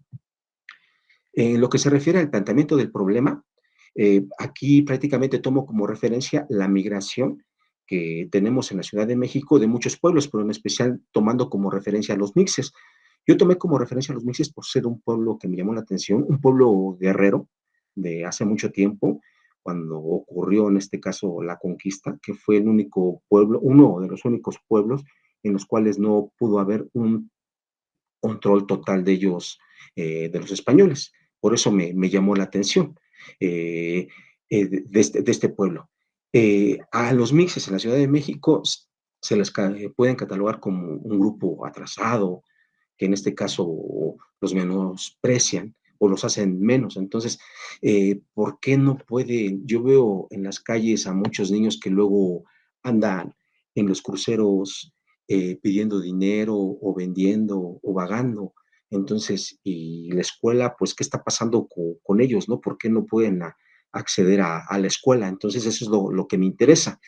Por eso tomo como el objeto de estudio de esta investigación analizar la desigualdad social y la discriminación que pueden sufrir también los indígenas mixes por parte de las autoridades educativas por no darles un espacio para que puedan ellos estudiar. Ya sé que esto puede ser muy difícil. ¿Por qué? Porque los mixes hablan un idioma que es el ayuk y algunas veces no hablan aquí el idioma que manejamos nosotros, español. Entonces, esa puede ser una barrera en la cual ellos no les permita ingresar a la escuela, pero eso ya se estará analizando más adelante. Ese sería el objeto de estudio. En lo que se refiere al objetivo general, que sería analizar y describir la situación del derecho a la educación de los mixes en la Ciudad de México, que es el artículo tercero constitucional. También el artículo tercero constitucional, pues prácticamente menciona que todos tienen derecho a la educación, ¿sí? Sin importar ninguna particularidad. Y ya los objetivos particulares que tengo es analizar cuáles son los procesos de desigualdad social, racismo y discriminación que han sufrido los indígenas mixes por parte de las autoridades educativas en la Ciudad de México. Y el otro objetivo sería reconocer la importancia de la interculturalidad del pueblo indígena mixe con las demás culturas en la Ciudad de México. El paradigma que estoy planteando en esta investigación es un paradigma de tipo sociocrítico que, dada la pluralidad de saberes que hay en la Ciudad de México por la gran cantidad de pueblos indígenas que tenemos, ya sean migrantes o pueblos originarios que están conviviendo todos con las demás personas que no pertenecen a ningún pueblo, pues hace muy rica esta variedad, este tipo de conocimientos, este tipo de saberes. Entonces, eso es lo que me interesa conocer. Y, por ejemplo, aquí tenemos los pueblos indígenas, algunos de los pueblos indígenas migrantes que han llegado a la Ciudad de México, como son los otomíes, los nahuas, los mazahuas, los mixes y los triques, que andan conviviendo con los pueblos originarios de la Ciudad de México. En lo que se refiere también, hay que ver cuáles son las causas que están motivando esta migración, como puede ser los niveles de marginación que estén en el olvido, o los niveles de pobreza, o que busquen una mejor calidad de vida, que por eso vengan aquí a la Ciudad de México o busquen una oportunidad de empleo. O también me interesa conocer si es debido al desplazamiento forzado por algún grupo delictivo que prácticamente los esté haciendo que abandonen sus lugares de origen y vayan a las ciudades, no sé, para sentirse más seguros. La metodología que aplicaría en esta investigación sería de tipo cualitativa, en la cual por medio de la narrativa de los propios, en este caso, indígenas mixes, que nos puedan decir por qué motivo los niños no pueden o no están asistiendo a la escuela, cuál es el motivo, que ellos de viva voz nos puedan explicar para poder analizar y poder tratar de dar una solución a este problema y los niños pues ya no anden ahí en los cruceros pidiendo dinero, vagando o vendiendo. Como referencia pues tenemos el artículo tercero constitucional y también la Ley General de Educación. Ahora, también el método que aplicaré en esta investigación sería de tipo colaborativa, utilizando instrumentos como es la entrevista como le repetía, para conocer pues cuál es la situación que está motivando a que los niños no puedan asistir a la escuela. Aparte del artículo tercero constitucional nos menciona que la educación básica pues es obligatoria, ¿no? Y la educación básica pues comprende lo que es el nivel preescolar, el nivel primaria y el nivel secundaria. Y algunas referencias que he tomado hasta el momento pues son, tengo estos autores, tengo algunos otros, pero ahorita donde me he estado basando por el momento es con ellos. Entonces, como les indicaba, para mí se me hace muy interesante pues este tema y pues en cada semestre vamos sacando una cosa nueva. Y pues eso es lo que tengo hasta el momento. Gracias. Bien, muchas gracias, Jaime, por la presentación y pasarnos con los comentarios. Cedemos la palabra a la doctora Leticia, por favor. Adelante, doctora.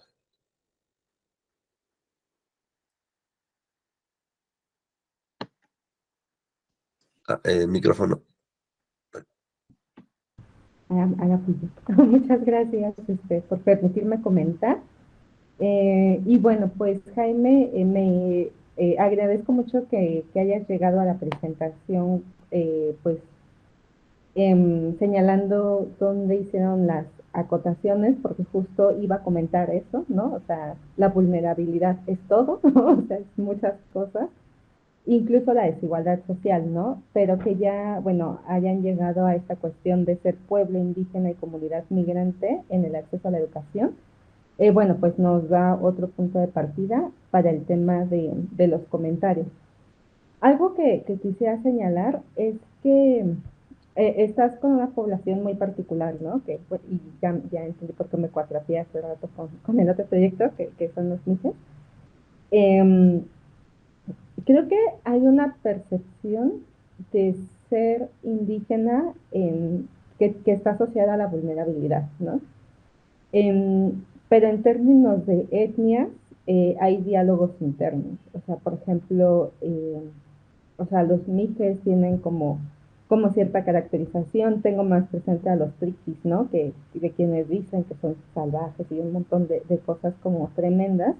Y que habla como de estas mismas, pues sí, discriminaciones como internas entre las comunidades indígenas. Entonces, yo creo que es importante que caracterices más como a la población mije. Y eso, ¿no? O sea, además que nos dices que han migrado a la Ciudad de México, que es esta diferencia entre los pueblos originarios y los que han migrado. Y ahí creo que sería muy rico que nos hables sobre estos procesos, como de llegada, como a la entidad, porque no es algo reciente, o sea, han hecho como estos procesos. Realmente creo que tú debes de tener más conocimiento, pero justo algo que a mí me genera duda es ellos cómo, o sea, en estos términos que tú ocupas, ¿no? En términos de pueblo y comunidad indígena, o sea, ellos cómo se sitúan en la Ciudad de México, o sea, los mijes son todos de Oaxaca, donde habitan, o sea, cuando hablas de la educación, evidentemente pasa por estas cuestiones de los obstáculos, ¿no? Que están relacionados con que las y los niños no están estudiando, ¿no? Están sobrellevando las condiciones de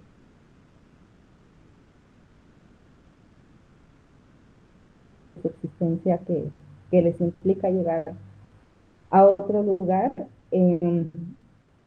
Entonces, esto, o sea, esto me parece que es como, o sea, como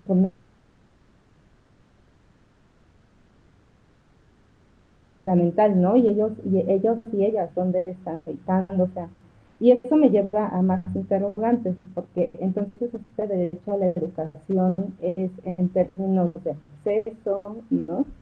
En términos de cómo están nombrados en la norma, en términos, o sea, como varias cuestiones que otra vez nos remiten a esta cuestión de dónde estás haciendo la maestría, ¿no? Y bueno, pues en objetivos particulares nos hablas de los históricos, económicos, de territorios comentaristas, pues no te preguntemos sobre todo, ¿no? Sino como que tú tienes un objetivo particular, que es describir que en una sociedad equitativa no existen desigualdades, falta de oportunidades ni daño a la dignidad. Pero creo que esta es una cuestión como, o sea, creo que con una tesis no se logra, ¿no? Incluso entraría, y tampoco es como una cuestión más analítica, ¿no? O sea, sería una meta, ¿no? Como a largo plazo, pero con una tesis pues hay que situarnos, ¿no? En términos de qué es lo que analíticamente se puede lograr con la investigación. Y bueno, pues en tus metodologías también me lleva como a preguntarte sobre, hablas sobre el método colaborativo, y para conocer la situación, pero, o sea, vas a ir con las y los niños a preguntarles a ellas y a ellos, o sea, tus instrumentos de investigación están contemplando pues un tratamiento que tiene que ver con las infancias, ¿no? O sea, como si de por sí como investigadoras e investigadores ya se ha problematizado mucho las relaciones de poder. Creo que hacer como esta reflexión de cómo, o sea, si se cuentan con estas herramientas para el acercamiento a estas poblaciones, ¿no? O sea, desde como, si de por sí cuando hablamos con las personas a quienes entrevistamos es como tratar de hacer la plática y eso como eso en términos de instrumentar la entrevista, pues a veces hacemos preguntas bien hasta arriba y lo que queremos es una plática y que fluya. Ahora, ¿cómo le hacemos con las infancias, no? Entonces, yo creo que eso, pues, nos da como más elementos para que, pues, nos hables más de este derecho a la educación, ¿no? Y bueno, pues, vas a ir a las escuelas, ¿no? O sea, como que ahí la carnita metodológica también nos, bueno, me hubiera gustado más escuchar, pero bueno, o sea, seguramente es algo que seguirás trabajando. Y bueno, pues hasta ahí me quedo. Muchas gracias, Jaime. Gracias. Bien, gracias por los comentarios, doctora. Y cedemos la palabra al doctor Roberto Lara. Adelante, doctor. Muchas gracias, muchas gracias. Hola Jaime, buenas tardes. Oye, pues coincido con todo lo que te dice la doctora, coincido también en que es un tema muy interesante. De hecho, todos los temas que nos han platicado, nos han presentado el día de hoy, creo que son relevantes, son novedosos, y tienen mucho potencial, ¿no? En este sentido, a mí me gustaría comentarte un poquito de estructura. El derecho a la educación tiene dos dimensiones y cada dimensión, digamos que permite construir los objetivos, los fines, los criterios orientadores, todo esto que está contenido en el artículo 3 constitucional. La primera dimensión es el acceso y la segunda dimensión es la calidad o aprendizaje, ¿no? Que es lo que lo voy a poner como en ese nivel de igualdad, aunque en realidad el aprendizaje a veces termina siendo la justificación del porqué del artículo 3, ¿no? Y la calidad queda como en o la excelencia, que en realidad, bueno, eso es un debate que está aún abierto, ¿no? Pero la calidad queda como en este espacio en el que, digamos que este hilo conductor del proceso de mejora del artículo 3 y del sistema de educación nacional.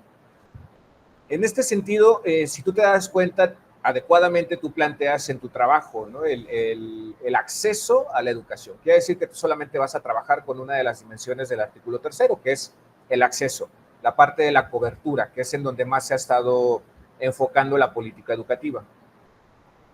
Pero en tu objetivo ya te haces referencia al derecho tercero constitucional como un genérico. Y entonces esto ya te lleva a que tendrías que abordar todas las dimensiones de este artículo. Eso es estructura y redacción, o sea, es una cuestión simplemente de alinearlo, ¿no? Pero esto que te comento creo que es relevante porque no lo sé, Jaime, es una situación que me surge a la hora de leer tu resumen y ahorita al escucharte, y que creo que podrías reflexionar y que podrías tal vez dialogar con tu director o directora, que es este supuesto de que el acceso está impedido por la discriminación y el racismo. Creo que es un presupuesto. ¿A qué voy?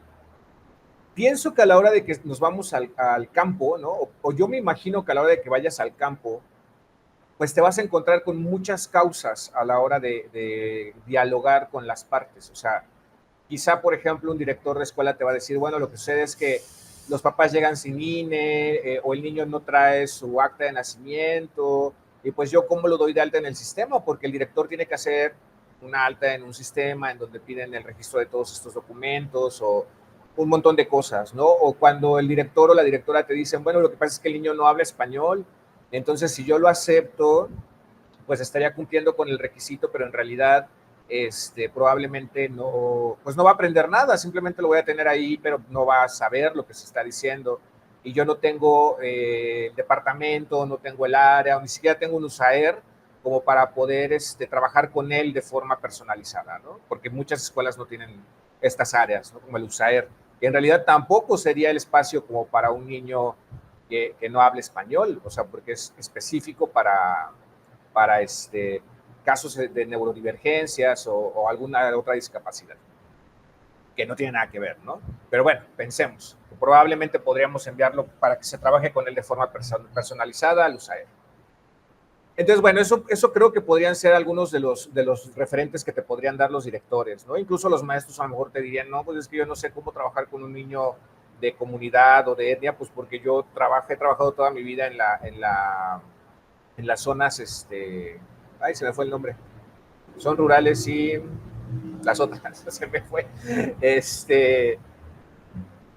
vas a encontrar ahí muchos urbanas, muchísimas gracias Adelaida, exacto, entonces te vas a encontrar con muchos discursos. Si te preguntas a los papás, probablemente te van a decir, bueno, pues es que yo no tengo dinero para mandarlos a la escuela, ¿no? Y tienen que colaborar con la economía familiar.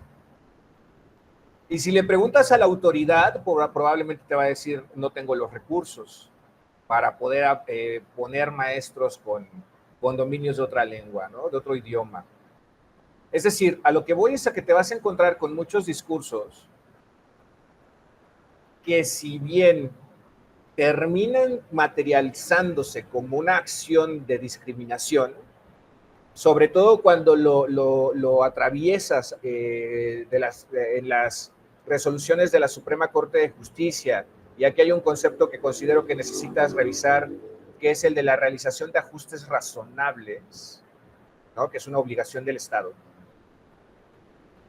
No creo que sea la causa, o sea, creo que es la consecuencia.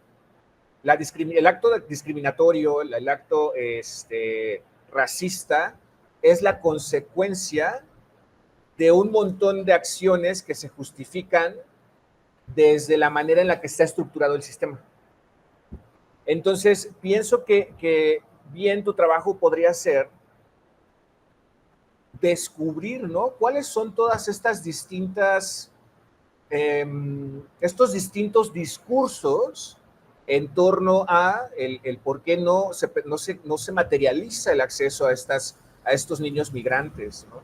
Y niñas migrantes?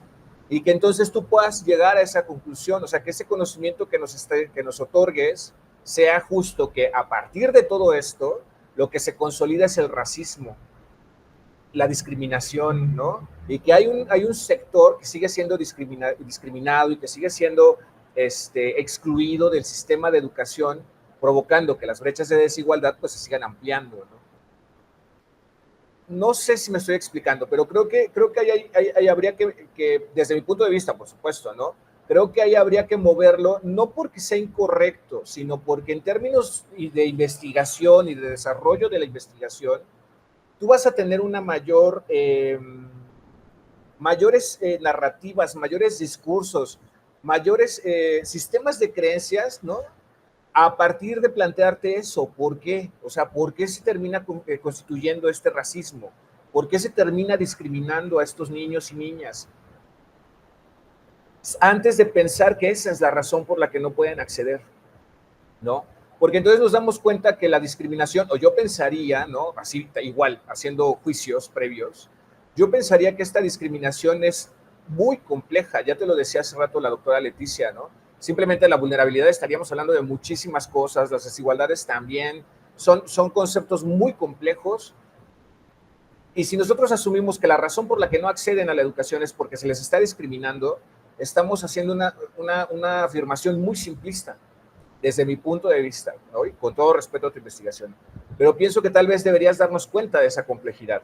Entonces, metodológicamente, lo que yo te propondría, y que ahí coincido con tu directora, te estarían ya sobre el tiempo, pues es que tal vez en lugar de pensar en un colaborativo, tal vez podrías pensar en hacer una comparación de discursos, ¿no? O sea, ¿qué es lo que dice la ley que debe suceder? ¿Qué es lo que dicen las escuelas que está sucediendo? ¿Qué es lo que dice la SEP que pasa? ¿Y cómo eso choca con los discursos de las personas, de beneficiarias de este derecho, ¿no? Y tienes ahí 4 discursos que se pueden cruzar para poder dar fe de un fenómeno discriminatorio, vulnerante, excluyente, complejo, ¿no? Desde esta idea de poder encontrar las complejidades de los asuntos. Entonces, te lo dejo simplemente para que te lo preguntes a ti mismo. Creo que son preguntas que yo me hice cuando estaba leyéndote y ahorita que te estaba escuchando, y pues espero que te sean útiles, Jaime. Muchas gracias. Muchas gracias. Bueno, muchas gracias por las participaciones de los estudiantes y los comentarios de los doctores y doctora. Y bueno, les comento, las sesiones son grabadas y se suben al canal de YouTube de la universidad, por si después requieren material para consultar. Ahí se sube todo y bueno, agradecer su participación nuevamente, y como dato les comento que en este coloquio se están presentando 401 trabajos de estudiantes en 99 mesas diferentes y que serán retroalimentadas por 111 expertos académicos de diversas instituciones de educación superior, tanto nacionales como extranjeras. Les reitero el agradecimiento por parte de la universidad y que tengan una excelente semana.